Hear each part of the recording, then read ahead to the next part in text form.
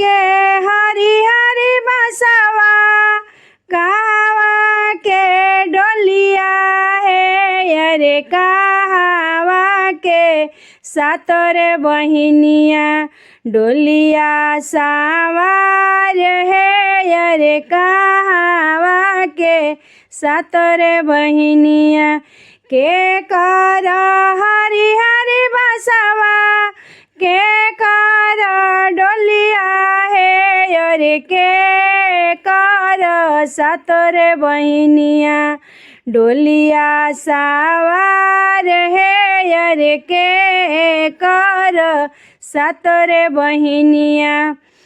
डोमवा के हरी हरी बसवा कहरा के डोलिया है अरे कहरा के डोलिया है अरे भैरो भैया के सातो बहिनिया अरे भैरो भैया के सातो बहिनिया डोलिया सवार है अरे भैरो भैया के सातोर बहिनिया चढ़ला अइले भैरो नंद भैया है अरे कहवा तू जालू ये बहिनी कैले तैयार है अरे कहवा तू चललू ये बहिनी घोड़वा चढ़ला अइले भैरो नंद भैया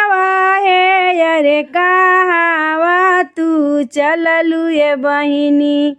कई के तैयार है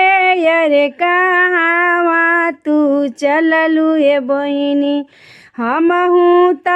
जाइए सेवा का हमहू त जाइए भैया सेवा का नगरिया है अरे चढ़ते न रात रे भैया करत अरिया है अरे चढ़ते न रात रे भैया केहू घरे अंगना लिपाला केहू घरे कलशा है अरे केहू घरे चौका पुराला सब करे तैयारिया है अरे केहू घरे चौका पुराला केहू जवारा भवे केहू धरे कलशवा है अरे केहू ललकी चुंदरिया ओढ़ावे केहू अरतिया है